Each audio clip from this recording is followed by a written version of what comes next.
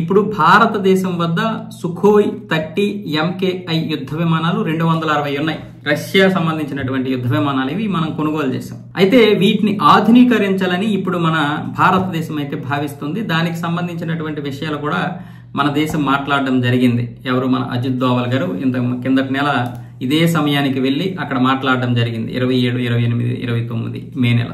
అలాగే ఇప్పుడు చైనాలో జరుగుతున్నటువంటి SCO సమావేశాలు, షాంఘై సహకార సంస్థకు సంబంధించినటువంటి సమావేశాలు చింగ్డౌలో జరుగుతున్నాయి. ఈ SCOలో మొత్తం 10 దేశాలు ఉన్నాయి. ఆ 10 దేశాల్లో మిగతా ఈ చిన్న చిన్న దేశాలైన ఉన్నాయి. అంటే 10 అంటే చుట్టుపక్కల ఉన్నటువంటి చిన్న దేశాలు. అందులో నేపాల్ లేదు, బంగ్లాదేశ్ లేదు, శ్రీలంక లేదు, అలాగే భూటాన్ లేదు. ఈ చిన్న దేశాలు లేవు. కానీ భారత్ తో పాటు చైనా, రష్యా, ఇరాన్, అలాగే పాకిస్తాన్, తుర్మికిస్తాన్, తజికిస్తాన్ మొత్తం 10 ఉన్నాయి.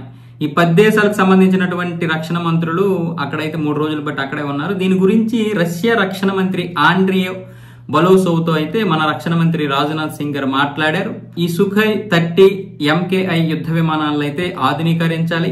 అలాగే మరికొన్ని గగనతలం నుంచి ఉపరితలానికి, ఉపరితలం నుంచి గగనతలానికి, గగనతలం నుంచి గగనతలంలోనే పనిచేసే విధంగా క్షిపణుల గురించి, అలాగే S-400కి సంబంధించినటువంటివి ఇంకా బ్యాలెన్స్ 2 ఉన్నాయి. అవి చాలా తొందరగా మనకి అందించాలని ప్రతిపాదన. వీటన్నింటి గురించి కూడా రాజ్నాథ్ సింగ్ గారు మాట్లాడారు. దానికైతే రష్యా రక్షణ మంత్రి అయితే గ్రీన్ సిగ్నల్ ఇచ్చారు. ఆల్రెడీ ప్రాసెస్ స్టార్ట్ అయిపోయింది. అన్ని కూడా యుద్ధ విమానాల్ని ఆధునీకరించడమే కాదు, ఇంకా బలమైనటువంటి క్షిపణులను తయారు చేద్దాం, మీరు మేము కలిసి ఇంకా మంచి టెక్నాలజీతో ఇంకా అడ్వాన్స్డ్ గా క్షిపణులను తయారు చేద్దామంటూ ఆయన మాట్లాడడం జరిగింది. ఎందుకంటే ఈ 2 దేశాలు కూడా చాలా కీలకమైనటువంటి దేశాలు. పైగా ఇప్పుడు భారతదేశం పూర్తిగా రష్యా మీద ఆధారపడేటటువంటి పరిస్థితుల్లో లేదు.